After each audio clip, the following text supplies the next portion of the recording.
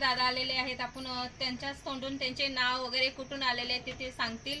आणि तसंच त्यांचा इथला जो वातावरण आहे, आम्ही तर बोलतो इथे पाऊस आहे, पण तरी पण त्यांच्या तोंडून प्रत्यक्षात इथलं जे अनुभवलेलं आहे वातावरण, समजा आपली मेंढरं वगैरे बघितलेली आहेत ते त्यांच्या तोंडून सांगतील. तर दादा तुम्ही सांगू शकता इथलं वातावरण वगैरे कसं आहे, आपली मेंढरं कशी आहेत? वातावरणाच्या दृष्टीनं इथं मेंढरं सांभाळणं खूप डिफिकल्ट आहे, कारण यांच्याकडं मका पण ह्याच्यावर वाढत नाही. आणि आता आम्ही पुसेगाव बघतोय तर आमची मका पण 15-15 फूट उंच वाढत.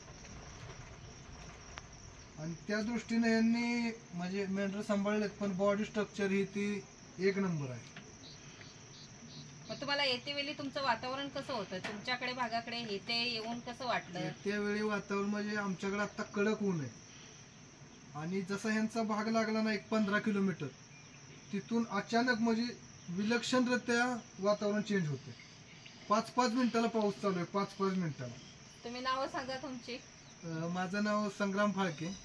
माझं शुभम गाडगे. तर म्हणजे व्हिडिओ वगैरे बघून आपल्याला आलेले आहेत दादा इथे. तर दादा आता ह्या वातावरणात आपण जी मेंढरं सांभाळलेली, जे आपण आजपर्यंत ह्यांच्यासाठी कसरत केलेली, तर आपण स्पष्ट एवढे सांगत नाही की आपण काय काय केलंय, पण तरी पण जी इथली परिस्थिती आहे, तुम्ही इथे राहू शकता का? आणि तुमची मेंढरं समजा आपली जी साधी आहे ती इथं राहू शकतात? नाही राहू शकत, कारण की आमच्याकडे एक होतं, पण जे आपण सांगतो, जसं आता मी व्हिडिओ बनवते, पण हकीकत मध्ये जे इथे रियालिटी मध्ये येऊन बघतात त्यांची एक भावना वेगळी. नॉर्मल जात ह्यात सर्वाइव्ह करू शकत नाही. जी लोकल जात आहे ना आपली माडगाळा म्हणा, ती इथंच नाही, बऱ्यापैकी भागात मॉर्टॅलिटी त्यांची जास्त राहते, म्हणजे मरतुकीचं प्रमाण 10%च्या वरच राहतं. आणि धनगर समाजाचा म्हणजे मेंढ्या जास्त असल्यामुळे त्यांना तेवढी मरतूक म्हणजे नथिंग वाटते. पण हे असं केल्यावर मरतुकीचं प्रमाण 0% राहते, 0%. आणि दुधाचं जर म्हणाल तर 3 जरी झाली तरी कसलंही दूध कमी पडत नाही. आणि ती पिल्लं एक 20 ते 22 दिवसाच्या पुढे ती खायलाच चालू करतात, त्यामुळे तिथून पुढे दुधाचा काही विषयच राहत नाही. हे आम्हाला इथं आल्यावर समजलं. शेळीचं असं नाही, आम्ही शेळीच्या हिशोबावर समजत होतो की 45 ते 60 दिवस दूध पुरलं पाहिजे, पण इथं या जातीला दुधाचा जास्त विषय राहणार. 20-22 दिवस जरी दूध राहिलं तरी ते टिकून राहतात. याचं प्रोडक्शन वगैरे वगैरे आपण सांगतो की जर आपण चारा नियोजन व्यवस्थित ठेवला, जसं आमच्याकडे तर चारा काय आहे तुमच्या माहितीच आहे, मुरघास आहे आणि समजा कडबा आहे, पण बाकी चारा आपल्याकडे इतर काही येऊ शकतच नाही, म्हणून आपण लावत पण म्हणजे प्रयोग करून आपण चाललेला आहे. पण आपल्याकडे आहे का झाडाला पान आहे का इथे? नाही, हिरवा यांच्याकडे काही नाही. जो ताजा आणून आपण घालतो का तो प्रकारच नाही यांच्याकडे. यांच्याकडे मुरघास आणि कडबा एवढाच.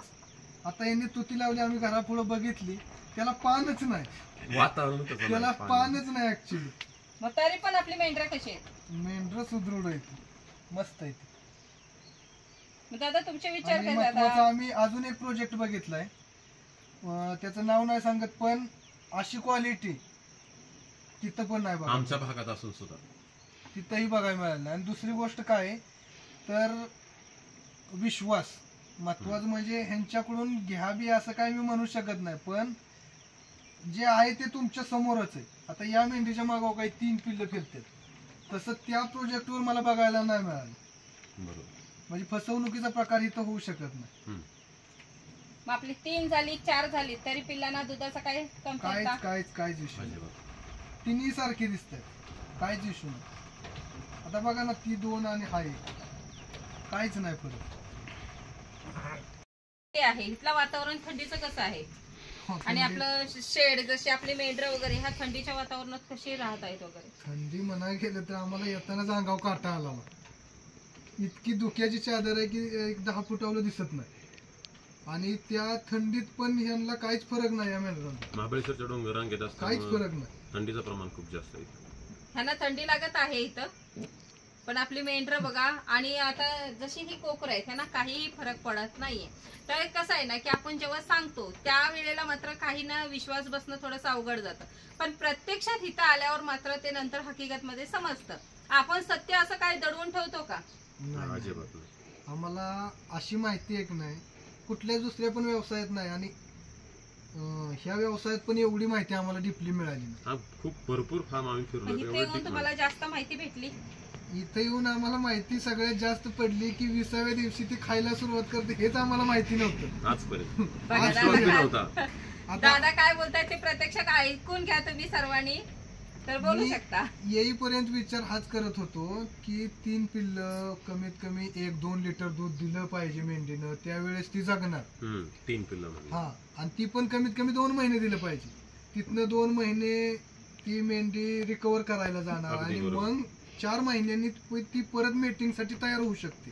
बरोबर. पण इथं आल्यावर आम्हाला समजलं की ती 22व्या दिवशी ती खायला चालू करते आणि 45 ते 60व्या दिवशी परत ती मेंढी मेटिंगला येते. बरोबर. म्हणजे तुम्ही 14 महिन्यात 2 वेत विक्रीसाठी काढू शकता. आरामशीर. नक्कीच काढू शकता. खुराकाचा काय खर्च? खुराक काहीच नाही. खुराक बघाय सुद्धा कुठं भेटलं नाही आम्हाला. 1 किलो ती 15-20 ला खुराक घालतात आणि आम्ही एका जर्शीसाठी 3 किलो एका टायमिंगला घालतो. म्हणजे संध्याकाळी 3 सकाळी 3, त्या 6 किलोत ही 100 मेंढरं जगू शकतो. आराम. मग आपल्याला ह्या मेंढरांचा काही त्रास वगैरे आहे का? काहीच त्रास नाही. आता इथं आम्ही आलोय 1-1.5 तास थांबलोय पण कुठंही वास हा प्रकारच नाही. अजिबात नाही. तुम्ही मांडी घालून बसाल एवढी स्वच्छता आहे. आणि बाहेर पाऊस चालूच आहे. हो, 5 continue मिनिटं पाऊस. येतो की पण 5 मिनिटं कंटिन्यू पाऊस चालू. धुक्यात आहे पूर्ण. आपल्याकडे पाऊस आहे हे जर कोणाला सांगितलं तर खरं वाटत नाही. आणि ह्यांना आता दादांना समजलंय की खरंच इथे पाऊस आहे म्हणून. आणि ह्यांच्या सांगण्यात नाही येत ह्यांनी 4 महिने सूर्यच बघितला ना. आणि हे आम्हाला फोनवर खोटं वाटलं पण इथं येऊन बघतो तर प्रत्यक्षात. ऍक्च्युली आता आम्हाला सकाळपासून सूर्यच दिसला नाही. आम्ही ह्या जिल्ह्यातला असून सुद्धा आम्हाला खरं वाटलं नाही की बाबा इथं पाऊस असेल म्हणून. पाऊस नाही. आता आमच्या इथं सुद्धा ऊन आहे. आता इथून आम्ही किती 40 किलोमीटर राहतोय मिनिमम, तरी आमच्या तिथं ऊन आहे. इथं पाऊस आहे आता. म्हणजे तुम्हाला खरं वाटलं नव्हतंच ना? नाही ना, अजिबात. इथपर्यंत जेव्हा अनुभवला आम्ही डोळ्याने बघितलं तेव्हाच. प्राणी खूप सामाजिक आहे. कसलाच अग्रेसिव्ह नाही. अजिबात नाही. इथं फार्म आहे ना, तो आम्हाला 10 फूट आला तरी समजलं नाही की हाच फार्म आहे. इथं कारण प्राणी असतील. कसला वास नाही आणि कसलं यांचं ओरडणंच नाही. कसं आहे ना, ज्या मेंढ्या आहेत त्यांचा अजिबात त्रास नसतो. फक्त जो मेल आहे ना त्याला आपल्याला सांभाळायला लागतंय. आणि चारा नियोजन तुम्हाला माहितीच पडलंय आता कसं आहे म्हणून. म्हणजे आमच्यापेक्षा कितीतरी पटीने तुमच्याकडे क्वालिटी होणार आहे. आम्ही आल्या त्यांनी आम्हाला घरात चहा दिला तर खरं सांगायचं तर यांना मुरघास ठेवायला पण जागा नाही. ही घरात ठेवलाय मुरघास. घराच्या पुढं मुरघास ठेवू शकत नाही. इतका घरात पाऊस आहे बघतो इथं. तर घरात 3 बॅग आहेत मुरघास. मुरघासाच्या. आम्हाला एवढं म्हणलं की आता आमच्या अशा जरी आमच्या पडल्या घरात उन्हात ना उभं राहायला माणसाला जागा नव्हतं. आम्ही पूर्ण पॅक मुरघासानं केलेलं होतं. म्हणजे जसा पाऊस चालू झालाय आपला 15 मे पासून चालू झालाय तेव्हापासून ह्यांना मुरघासावर आणलेला आहे. तेव्हापासून ह्यांना पण सूर्य नाही आणि आम्हाला पण सूर्य नाही. आणि एवढी अडचण असताना आता आमच्याच भागाचं घेतलं ना तर मुरघासाच्या बॅगा अशा अंगणात जरी ठेवल्या तरी काय प्रॉब्लेम नसतो. काहीही होत नाही. आमच्याकडे वर्ष राहू ठेवा, शकतात का? वर्ष ठेवा. ह्यांच्याकडे झाडाला बघितलं तर झाडाला ऍक्च्युली शेवाळच आलंय. पान नाही राहिले. पाऊस पान आला. नाही, नुसतं शेवाळ आलेलं आहे झाडाला. मग अशा परिस्थितीत आपले हे मेंढर राहतात. मग ह्या मेंढरांविषयी आता काय सांगू शकाल? आणि इथं राहत्यात म्हणजे कुठेही राहतील. सर्वायवल करू शकतात कुठेही. इथं राहत्यात म्हणजे ह्या काश्मीरमध्ये पण राहतील. इतकी परिस्थिती बिकट आहे इथं. बरोबर. आणि ह्याच्या मागे यांचं कष्ट आहे हो. मेहनत. अशी क्वालिटी आहे ना, जबरदस्त क्वालिटी. म्हणजे आता तुमचं समाधान म्हणजे जे प्रश्न होते तुमचे त्या प्रश्नांची तुम्हाला उत्तरं भेटली? नाही, समाधान आमचं असं नाही होणार. नाही, आता आम्हाला आपल्याला आमची पाहिजे. सुरुवात करून दिल्याशिवाय आमचं समाधान नाही होणार. नाही नाही, आम्ही तेही सुरुवात तुमची करून देणार. पण एक आहे, तुमचे काही प्रश्न शिल्लक राहिलेत का? नाही, आमची सुरुवात करून आम्हाला कमीत कमी अनुभव, तुमच्या एवढा अनुभव येस्तवर आम्हाला सपोर्ट पाहिजे. हो, आम्ही नक्कीच सपोर्ट आम्ही इथे करणार. येऊन तुम्हाला त्रास नाही देणार. नाही नाही, तुम्ही आलात ना तरी आम्हाला त्रास नाही होणार. फक्त आम्ही तुम्हाला जवसर तुमचं म्हणजे स्वतःचा अनुभव येत नाही तवसर आम्ही तुम्हाला सपोर्ट सुद्धा करणार. आम्ही जास्त त्रास नाही, फक्त 4-8 दिवसात एक फोन करून असं चालतंय, होतंय, चालतंय. तसं होतंय, माहिती काही विचारू. माहिती एवढाच नाही. त्रास देणार, बाकी काही त्रास देणार नाही आम्ही. नवीन प्राणी आमच्यासाठी म्हणून नाही, आणि नाही. सगळ्यात आम्हाला चांगली गोष्ट त्याच्यात काय आम्ही माहितीये उलट का? बोलतो, तुम्हाला जर काय माहित नसेल ना तर आम्हाला फोन करून विचारा. फक्त एवढंच आहे, रेंज प्रॉब्लेम असल्यामुळे, रेंज प्रॉब्लेम आहे की नाही, हो. रेंज इथं रेंजच आमच्या नाही. रेंज प्रॉब्लेम त्यांच्या असल्यामुळे तिकडे तुमचा एकदा कॉल पलीकडे- अटेंड केला जाणार नाही. आणि जेव्हा म्हणजे हे शिववर जातात तेव्हाच रेंज येते. बरोबर. मग तेव्हा मात्र तुमचे मेसेज पाठवलात ना तरी आम्हाला समजतंय की, आणि Call back रिप्लाय करा. मध्ये आम्ही मेसेज सुद्धा करतो आणि फोन सुद्धा. रिप्लायची काहीच अडचण नाही. मी इन्स्टावर नंबर मागितला तरी ताईंनी नंबर दिला. रिप्लायची काहीच अडचण नाही. आणि रिप्लाय जास्तीत जास्त 1 तास लय झाला. बऱ्यापैकी त्या ऑनलाईनच असतात. कारण ह्यात कामच नाही. अर्धा तास सकाळ, अर्धा तास संध्याकाळ, बरोबर. काम हा विषय नाही. त्यामुळे कायम ऑनलाईन घराचं, आणि पाऊस बाहेर असल्यामुळे बाहेर जाणे विषय आणि नाही. आलेल्या पाहुण्यांना वेळ देणे. हा, आलेल्या पाहुण्यांना वेळ देणे. आलेल्या पाहुण्यांना वेळ ह्यासाठी द्यायचंय कारण की ते आपल्याकडे लांब आणि- न येतात, आणि लांब न आल्यामुळे काय होते, आपल्याला त्यांना वेळ देणं भाग आहे. कष्टच कारण की कमी ते आहे ना, आपल्याकडे ह्या प्राण्याच्या येतात. मागे कष्टच कमी आहे हा. आणि असताना. पहिली गोष्ट की ह्यांनी केलंय, ह्यातनं आपल्याला जास्त नफा मिळावा असा त्यांचा हेतू नाही. हेतू नाही. आपल्यासारखेच भरपूर उद्योजक तयार व्हावे बरोबर. ही त्यांची मानसिकता आहे. आत्मीय तळमळत आहे. त्यामुळं आम्हाला ह्यांच्या विश्वास आहे, म्हणून आम्ही काय म्हटलं, हे म्हणले की आम्ही उपलब्ध करून देतो. आम्ही म्हणलं आम्ही 2 महिने 3 महिने वाट बघतो, पण आम्हाला तुमच्याच फार्मवरची पिल्लं पाहिजे. बरोबर.